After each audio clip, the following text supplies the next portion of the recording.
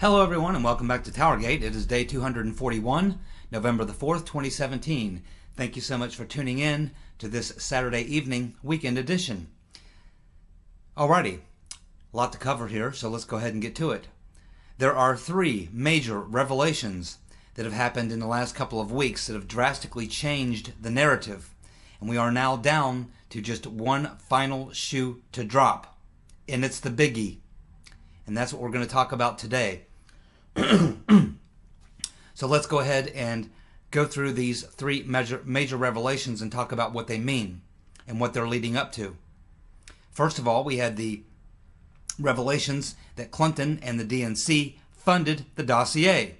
Of course, this includes with it the fact that there were FEC violations, and we expect that there's probably should be, if there's not, there should be investigations going into the violations of the Federal Election Commission.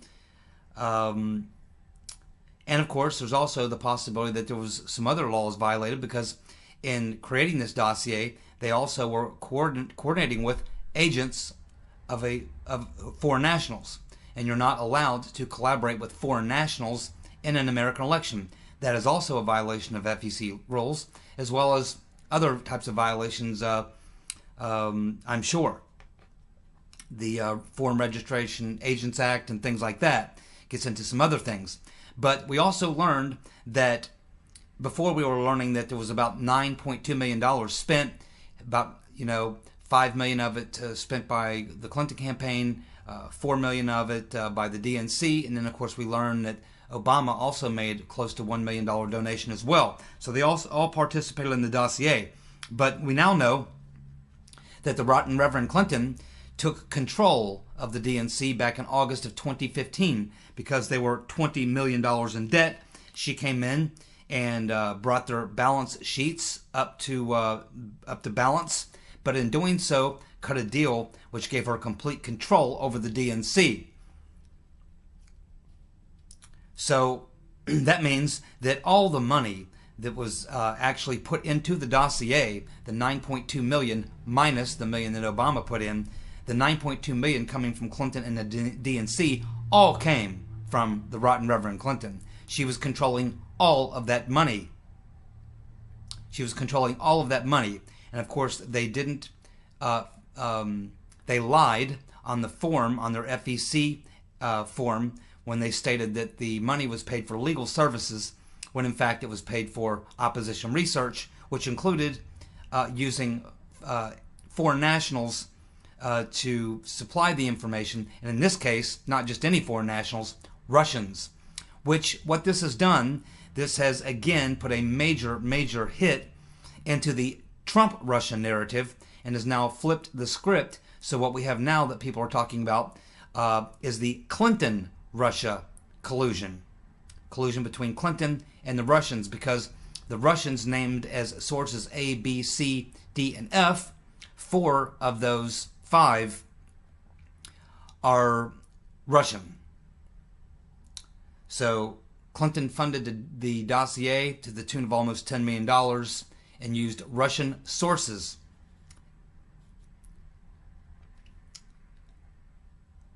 That provided the information which is trying to show that Russia, or that Trump was colluding with Russia to fix the election, when in fact it was the rotten Reverend Clinton working with Russians to try to destroy Trump.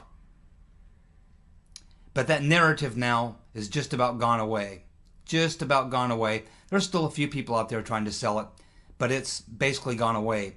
The only thing left standing right now in regards to Russia is that they're still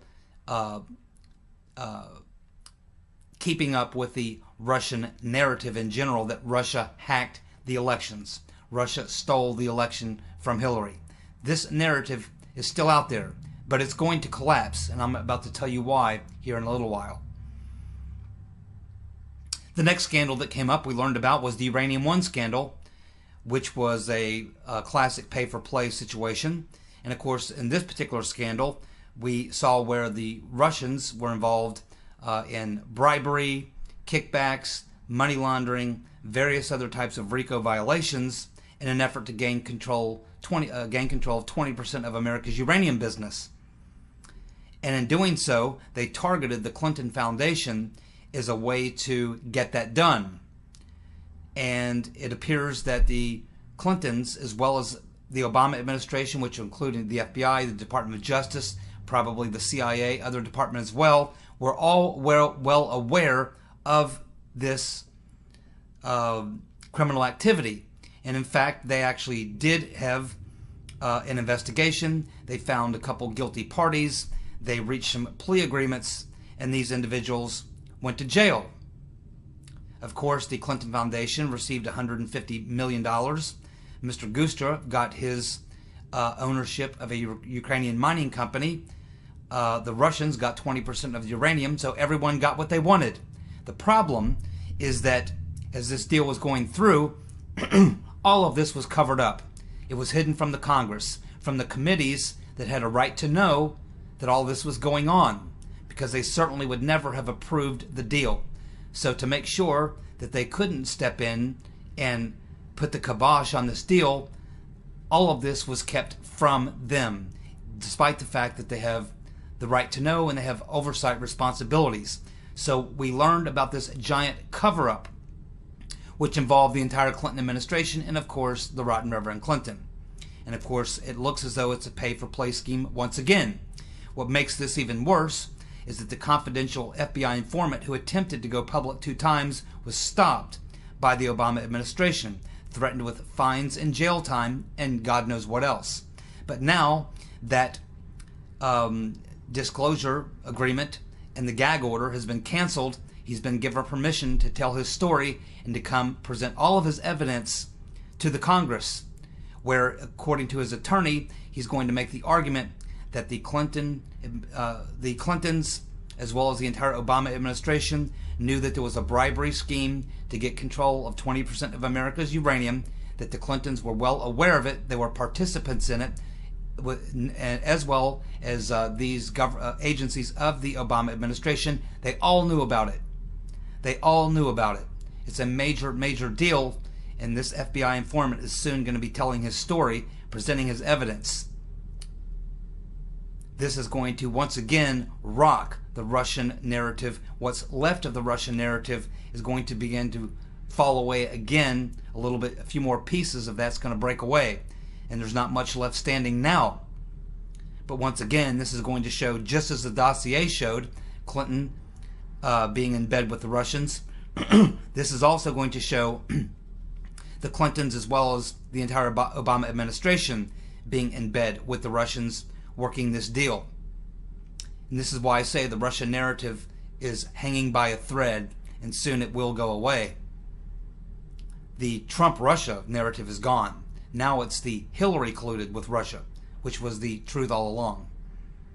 Next, we had Donna Brazil's revelations coming out to say, well, you know, yeah, Hillary and the DNC rigged the primary against Bernie, and it broke her heart. She just had to call Bernie and nearly cry. She did cry, I think. She said she cried. She was angry because she just found this out. She says that she found this out 2 days after she became interim chair, after Debbie Blabbermouth Wasserman Schultz was forced to resign. That was over a year ago.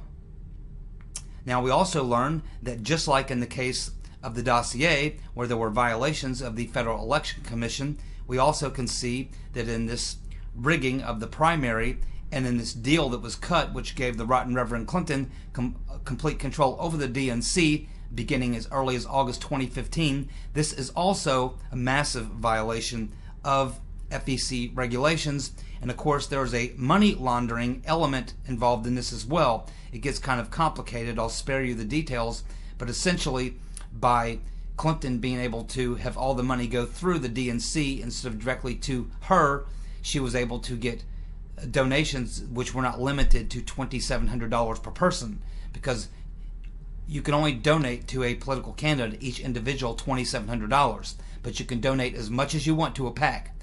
10 million, 50 million, 20, whatever you got. There's no limit.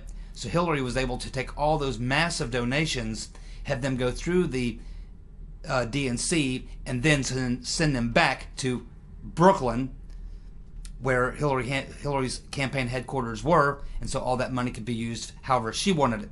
She took complete control of the politics, the message, the strategy, the staffing, and the money beginning in August 2015, which means that there never was an independent DNC. It was the Hillary-owned DNC, and in fact, the election primary against Bernie Sanders and his supporters was rigged. Now, Donna Brazile, as most of you know, I don't buy into her act that she suddenly got hit with the truth stick. The fact of the matter is, Donna Brazile knew about this, what she's wrote in the Politico piece and what's coming out in her book. She knew about this a year ago. So why has she sat on it for the past year? Also, she knew about all this stuff. She knew about what was going on. She couldn't possibly be that naive. She was the number 2 person at the DNC. Everyone knew what was going on. Certainly she had to know what was going on. She's lying.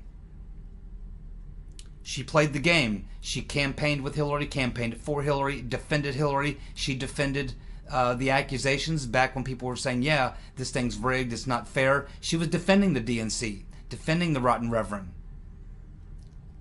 She also participated in the rigging. She gave debate questions in 2 of the debates against Bernie Sanders to the rotten Reverend Clinton. She was fired from CNN because of it and lost her position at the DNC. And now she's been demoted at the DNC to a head of a rules committee. Yeah, that's it. Put her ahead of the rules committee, the woman who cheated. So she was actively involved in the rigging of the primary against Bernie Sanders. She's up to her eyeballs in it. And as I said, I don't think she just got hit with the truth stick. She's a very dishonest woman. She pretends to be a Christian. She's lying. There's not a Christian bone in her body. It's bullshit. It's an act.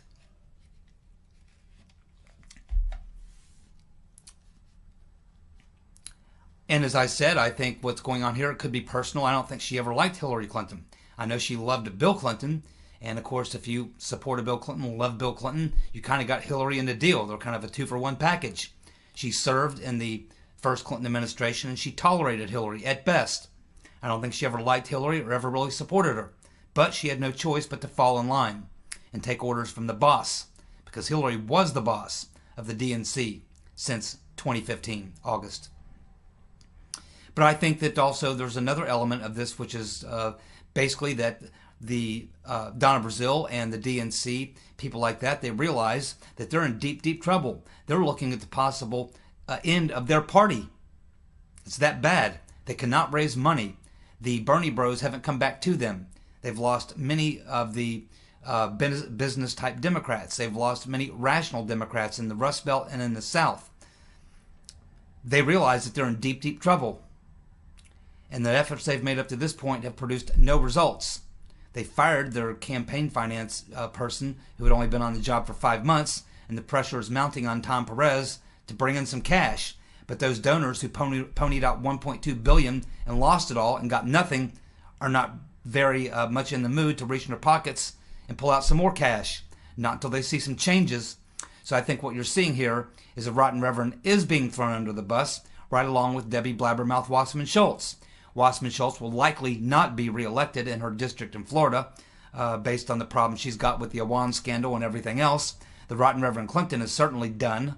And she's been trashing the Democratic Party and Democrats and Democratic voters and everyone else in her book on her little book tour. So yeah, she's being thrown under the bus. No question about that. But it's to save the party. They're trying to save the party.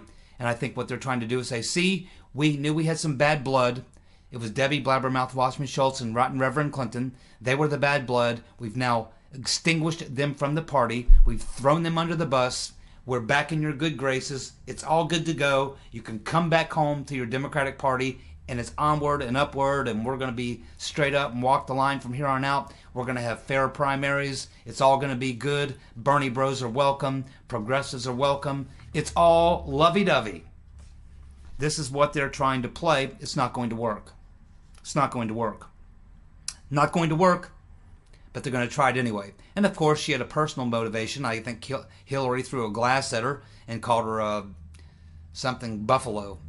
Stop standing there like a brain-dead buffalo. I think she called her a brain-dead buffalo and threw a glass at her after she found out she was going to lose the election on election night. So anyway, it may have something personal going on. And of course, it doesn't hurt that she got a multi-million-dollar book advance. But keep in mind, she was a part of this the whole time. She's known about this for over a year, and she's just now deciding to come out and tell her story.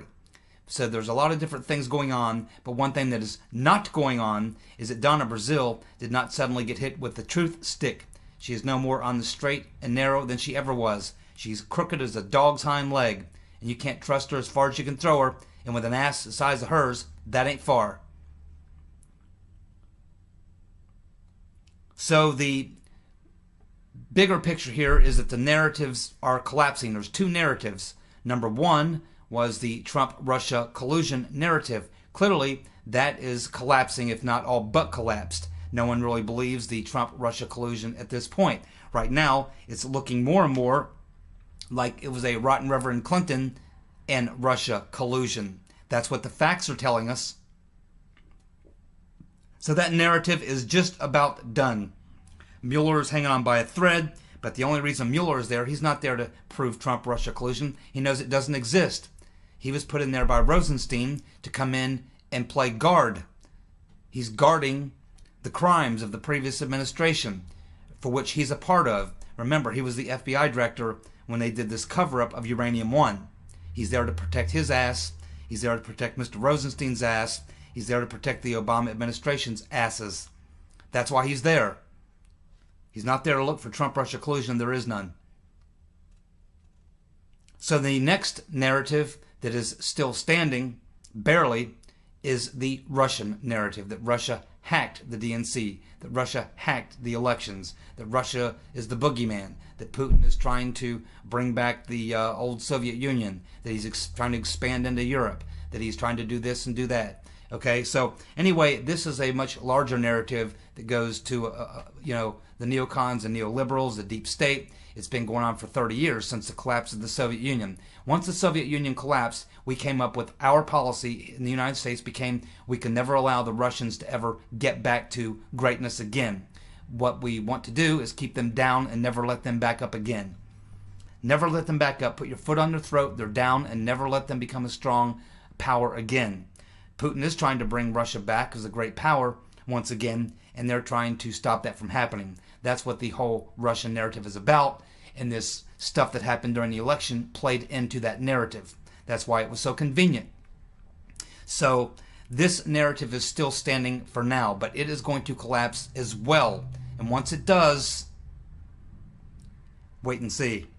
We're going to get there in just a moment. So that's basically the narratives.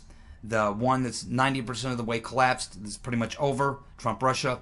But now we have the general Russia hacking the DNC and hacking the elections and blah, blah, blah, and all that. That is still, for the most part, they're still trying to sell that. But it is going to collapse too, and I'm about to tell you why. Next, we learned about this man, Mark Elias, and his law firm out there in Seattle, Perkins Coie. We learned how deeply involved they were.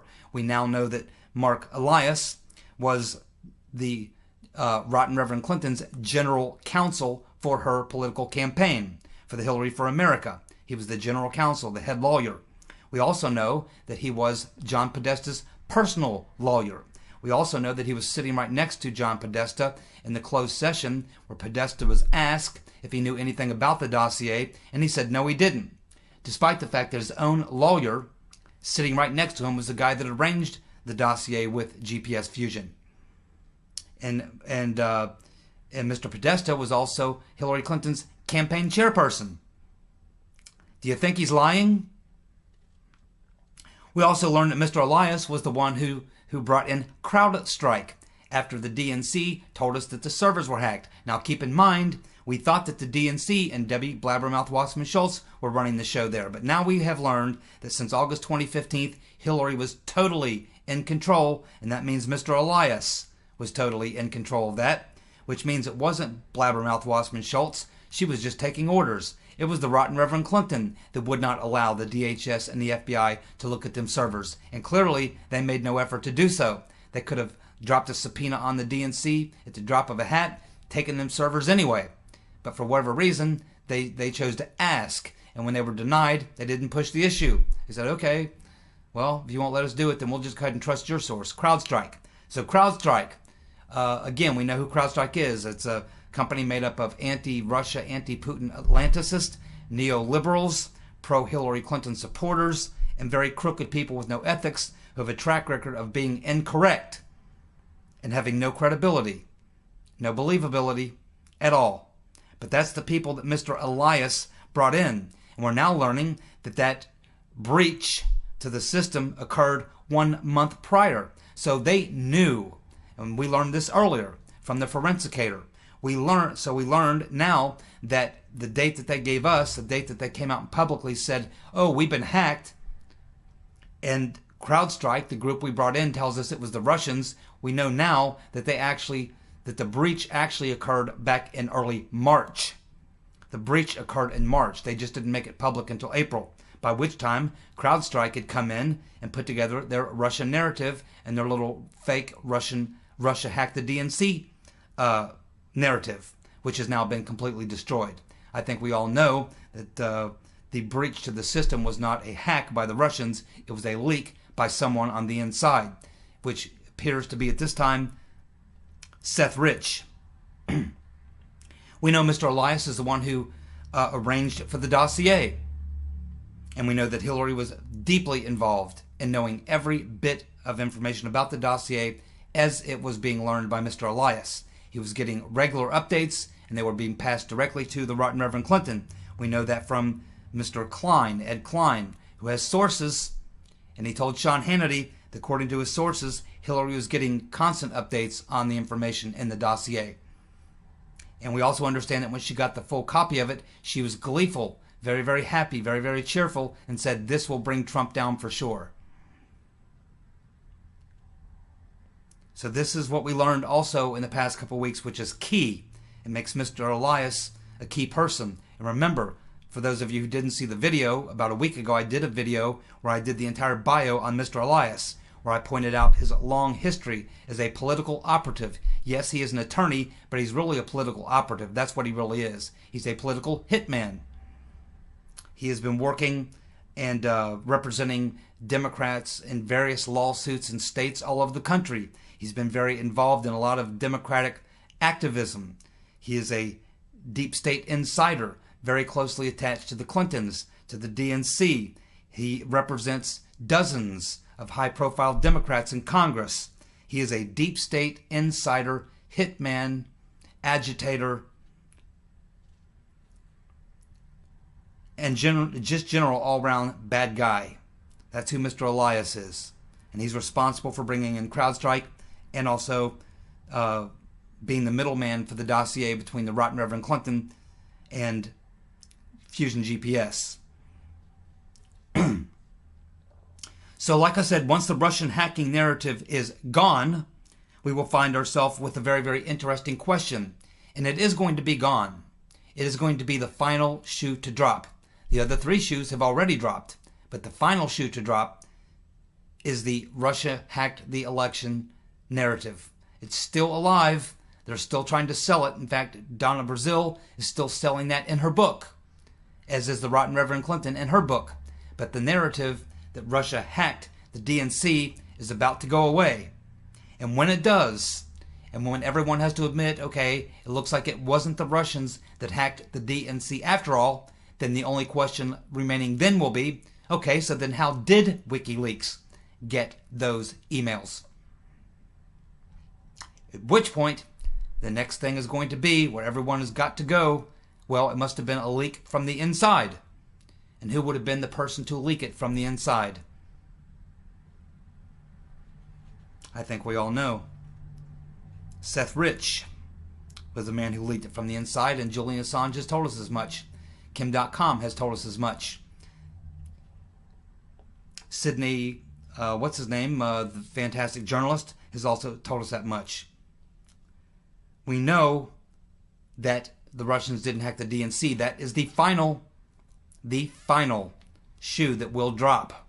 And when it does, like I said, the only question left to ask at that point is, okay, then who did provide those emails to WikiLeaks? And everyone's going to go right back to where we were last summer in August of 2016. Right back to, must have been that guy on the inside, that DNC guy, Seth Rich. Oh, who, by the way, was murdered shortly after those documents were leaked to WikiLeaks. And who was running the DNC?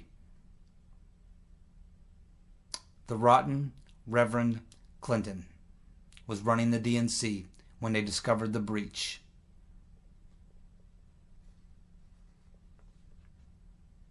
Here is the newest revelation. Gary Fraser, 42 years of age, Bernie Sanders supporter and organizer and activist, has now teamed up with Jack Berkman, and you know I don't care much for Mr. Berkman. He still believes the Russians hit Seth Rich. But he has teamed up with him, and basically they have filed a lawsuit, which they filed this past Tuesday morning in the District of Columbia against the DNC and the rotten Reverend Clinton.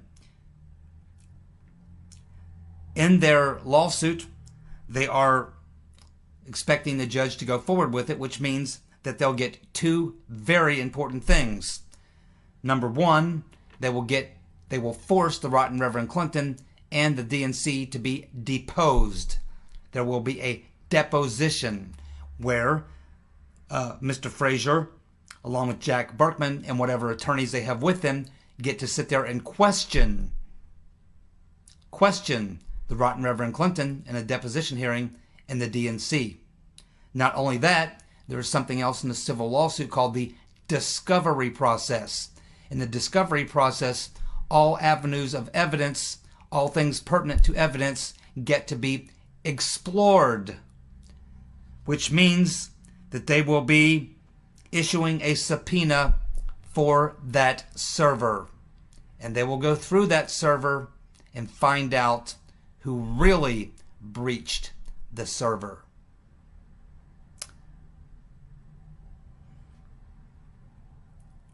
They will also get access to, if they are successful in this lawsuit, a copy of the autopsy on Seth Rich, any video footage that the police have, as well as the ballistics report, toxicology report. These things will all be granted to them by the judge if they are successful. So the rotten Reverend will be deposed by the attorneys in this case. A lot of people talk about why the family of Seth Rich is not very happy about participating. I know Mr. Berkman has stated now that he has cut ties with the family. They no longer want his help. They just want to be left alone. And there's a lot of people suggesting that possibly it's because they are in fear. And the person in the family who has the most influence on mom and dad is Brother Aaron. Brother Aaron is the most vehemently opposed to any more investigations or anything about Seth Rich. He just wants it all to go away. And I think it's very likely that that may be because he knows what happened to his brother, and that maybe he was working with his brother. Maybe Aaron was working with Seth. And maybe that's what he fears.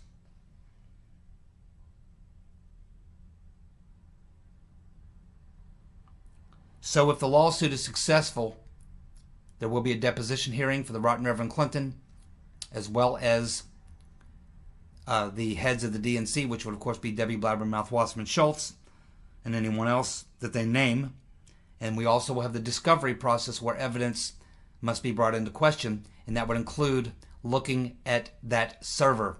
Once they analyze that server and they find out exactly what the forensicator pointed out, what we all know that the veteran intelligence professionals for sanity have pointed out, including Mr. Benny, the chief architect of the NSA's surveillance program, what they've all pointed out is that those emails could not have been hacked by the Russians. It had to be an inside job because of the data transfer speed of the files. It had to be from a local area network. Had to be someone on the inside, and that someone would have been Seth Rich, and he probably had other people working with him. Maybe Julian Assange will just come out and dump everything he's got. He's got the proof. He just wants to get the U.S. government off his back. He's trying to cut a deal with Trump right now, but of course the deep state's blocking that. Maybe Dana Rohrabacher and Rand Paul will be successful at setting up some sort of a meeting. Maybe they will do maybe if they can't get Assange to directly to Trump, maybe they can get him to trust them as intermediaries, and they can take his information. Hopefully something will move forward on that front. Mr. Rohrabacher has not given up on that, I know, and I think Rand Paul is always available if you need him to participate in anything that will bring truth and justice to light. So now we sit here on the cusp of an extraordinary couple of weeks where the narratives, 3 of the 4 narratives are gone. They are destroyed and they've been flipped. And now the hunted, or the hunter is now the hunted. And here in just a couple of weeks, maybe a couple months at the most, the final shoe will drop. The final lie, the final piece of the narrative that Russia hacked the DNC will be gone. And the only thing that will be left in its place is the question. So, who did give those emails to WikiLeaks? And I think we all know where that's going to go. And that's going to lead us to a very important question in the conversation that we're going to be having in this country, especially on the eve of the release of the JFK files, where we're now learning essentially proof. We're now getting proof that it was a conspiracy. Kennedy was shot at least 2 times from the front. He was also shot from the back. It was a conspiracy. The CIA, the whole 9 yards, everyone involved. It was a coup d'etat, and it appears that the man running the entire operation was Lyndon Baines Johnson. Just as many of us over the years have stated, we've now been vindicated. And once the people now accept that after 53 years of lies, that November 22nd, 1963 was a coup, and it was Lyndon Johnson who was the ringleader, it won't be too hard for them to accept that someone like the rotten Reverend Clinton would go so low as to silence a person within their organization that could have cost her her presidency, the presidency that she believed that was hers, that she deserved it, that she owned it. So the question that we might be having here in this country in the next few weeks to come, my friends, is this: would Hillary Clinton be willing to commit murder to get power, to become president? Would the rotten Reverend commit murder to get into the Oval Office and get that power? That is going to be where we are going to end up when the final shoe drops. And my friends, it's going to happen. Keep watching. Thank you for tuning in. I'll be back tomorrow when we're going to talk about the Las Vegas shooting. Have a good evening. Good night.